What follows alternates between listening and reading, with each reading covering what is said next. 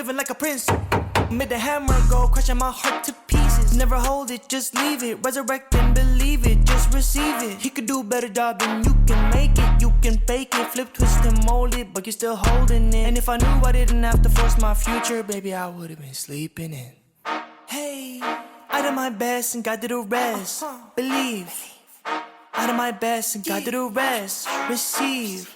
I said we did our best and God did the rest. It's not me. When I was in high school, I cared so much about my image. And it was so bad to the point where I would lie. I would lie about the big things, the small things, just to make myself look a little better or a little bit cooler than my friends. And I remember one time, my junior year of high school, not only was everybody whipping up in their cool cars and getting their licenses, but I was here rocking my 1997 Nissan Altima. And I know what you're thinking, Christian, we love classic cars. But no, this was no classic. It was a beater. Like, think Mater from Cars, like rusted and busted, the paint chipped, the doors dented, the AC not working.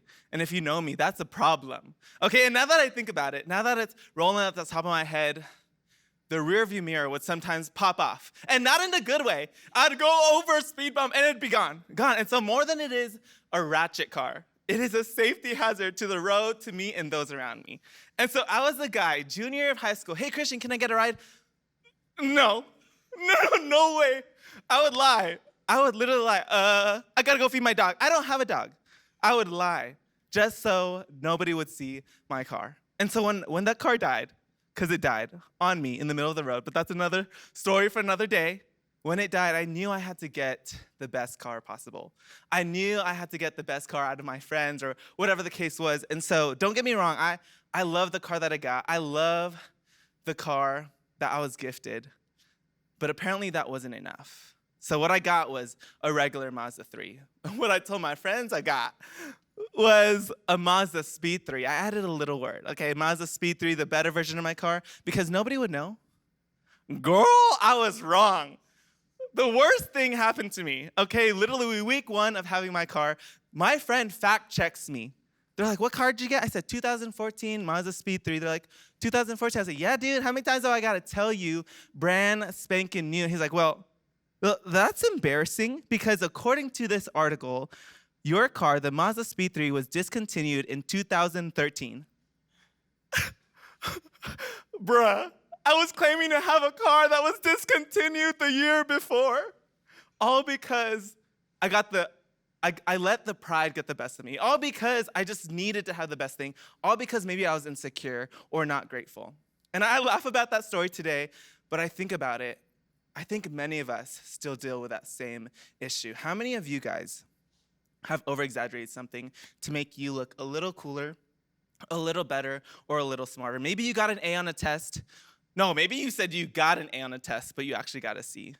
Maybe you're the guy who over-exaggerates how many relationships they've been in, or how cracked you are on Call of Duty, or how good you did on the away game that nobody was at.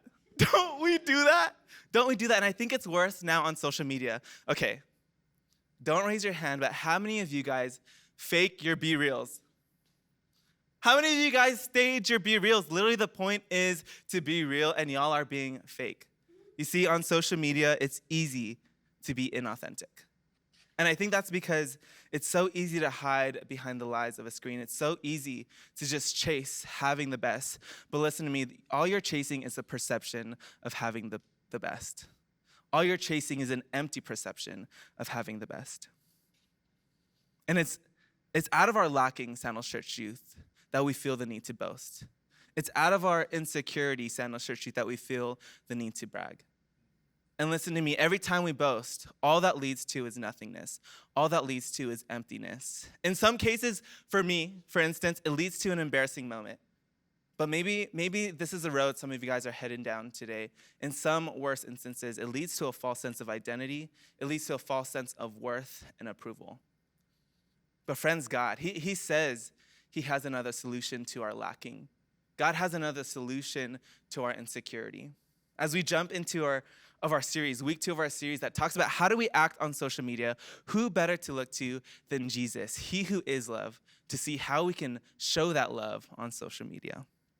Last week we covered how love is patient. Today we'll be talking about how love does not boast. And here's what I want you to hear today. Love does not boast because a boastful heart is distant to the Father's heart. In Proverbs 16:5 it says this, everyone who is arrogant in heart is an abomination to the Lord. He will not go unpunished. Clearly, Sandals Church Youth, being boastful, being arrogant like this verse says is a big deal to God, so it should be a big deal to us, especially on an outward-facing platform like social media. And so let's unpack that. Earlier I mentioned, right, I understand what it feels like to feel the need to boast. I understand what it feels like to over-exaggerate things because of insecurity.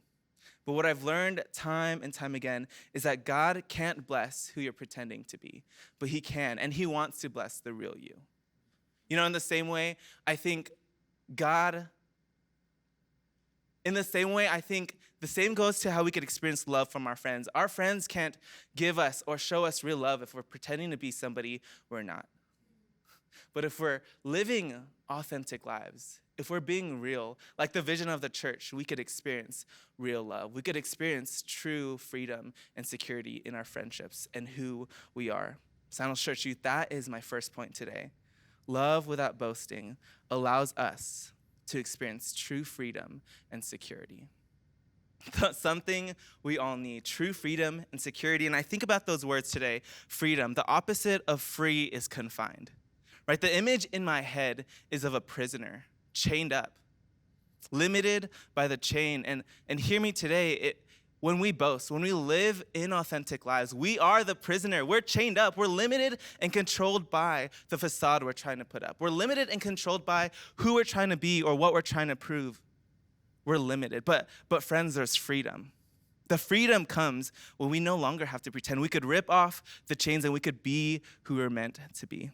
The freedom comes when we don't need to chase the approval of others, but we could embrace who God created us to be.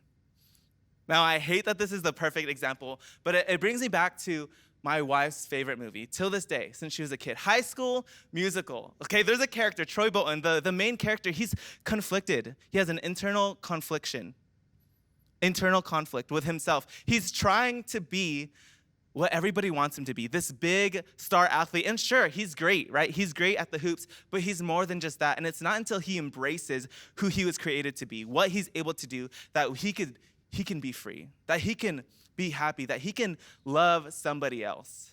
He literally sings, I'm breaking free, soaring, right? Okay, that's all you're gonna get. But if that's not free, I don't know what is, right? If that's not free, I don't know what is. And I wish I can sing, I'm breaking free, but that's all you're gonna get. Okay, that's the same freedom you could experience today. The freedom where you don't have to chase the approval of others. And that's the same freedom you, Sandals Church Youth, that's the same freedom you can display on social media. More than just experiencing freedom, there's also security. Back to the picture of the prisoner, it's the moment they're freed. It's the moment that the chains are gone and they're in the arms of safety where they could let their guard down, where they could just be because they know they're safe and nothing's gonna change that. I think that's what security looks like. Knowing you're safe and that nothing's gonna change that. And I think that's the security that God wants for us. The security that comes with fully embracing who we are created to be and knowing that what he says, what God says about us, who he says we are, and how much he loves us will not change. It'll always be consistent. It'll always be true. There's security in that. Sandals Church Youth, there's freedom in no longer pretending to be somebody you're not, and there's security in being who God created you to be. And what I know about the Father's heart is that he desires us to experience both freedom and security. But I want to know about your heart today. Do you know what the Father thinks of you? More than that, Sandals Church Youth, do you believe what the Father thinks of you? Do you believe that he says you're his masterpiece in Ephesians? In his word, he says you are precious in his eyes. In 1 Peter, you are holy, chosen, and forgiven. 2 Corinthians says you are his sons and daughters. You are a part of a bigger family. And this one's one of my favorite things. In Psalm, it says, many are his thoughts about you. Sandals Church Youth, the God of the universe is thinking about you. Do you believe it? Because I believe if you believe it, your actions should show that. Your actions and how and what you do on social media should show that. And real quick, can I admit to you that I struggle with that very idea? The idea that I need to seek approval from other people, that I need to boast, that I need to be this person that people want me to be. I struggle with that. Even with this message, I struggled about what you would think of me. Somebody across the screen that I don't even know, students in Lake Arrowhead or Banning or East Valley, I struggled and asked myself, will they think I'm funny? Will they care about what I say? Will they think my jokes are funny, or will they just think I'm funny looking? Will they care about what I wear? Will they care that I sang High School Musical? And if you want more, you can ask me later, okay? I cared so much about making this message perfect because I had a heart that was boastful. And I think all of us at times have tendencies to boast. But here is a solution.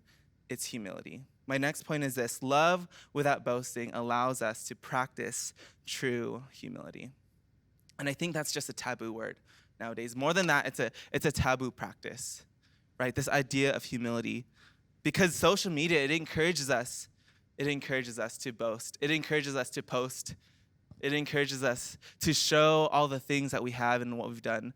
But to do so, Sandals Church Youth reveals our heart. To do so reveals that you believe that your life is the one thing that you should boast about. And the opposite could not be more true. I think that's what God reminded me of during this message prep. Just how small my role is in all that he's doing. You see, what gets rid of a boastful thought? Humility. And even when it comes to things that are great, like how much you're involved in church, or how much you know your word, or what good grades you got. Those are all good things, but the Bible warns us not to do those things out of a boastful heart. It says here in Matthew 6:1, "Be careful not to practice your righteousness in front of others to be seen by them, for if you do, you will receive no reward in heaven." You see, to boast is to turn in on yourself. It's to try to get the recognition. It's to try to get the glory that belongs to God. And what does this verse tell us? You will receive no reward in heaven. The point is this: let's not make our lives about us. Let's make it about him and what he's accomplishing through us. But I want to answer the question you guys might be asking. How do I do that, Christian? How do I do that? I want to make it real simple. How do we change our heart so we could see change in our habits online? First, it starts with a heart check. And I know that's hard, but there's a simple yet powerful prayer in Psalm 139 that says, "Search me, O God, and know my heart. Try me and know my thoughts." You see, what's clear about this verse is that our intentions matter. What's in our heart matters. And Sandals Church Youth, can we be people that ask God to reveal our heart? I want to challenge you to be people that look at our heart. Where's your heart in all of this? Next, and a little more practically now, before you post, pause. Before you post, pause and ask real questions. Before you post, pause and look up, look in, and look out. And I'm going to explain that a little bit. First, look up. Ask these questions. Does this post reflect God? Does this post reflect his goodness and remind people looking at this post of his faithfulness? Does it reflect who he is and what he's done in my life? You have to start by looking up. Next, look in. What are my intentions with this post? Is it out of love? What are my intentions with this post? Does this reflect who God says I am and who he created me to be and how I should act? Look up, look in, and finally, friends, look out.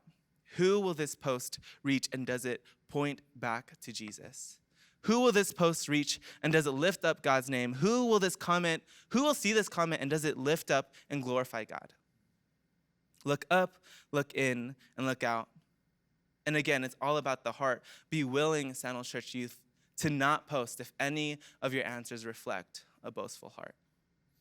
Search me, O God, and know my heart. Try me and know my thoughts, it says in his word. That's what moves us from a heart that boasts to a heart that's close to the Father. That's what moves us to experience true freedom, true security, and that allows us to practice true humility. But it starts, Sandals Church Youth, with looking up, looking in, and looking out. I love you. Have a good time in group.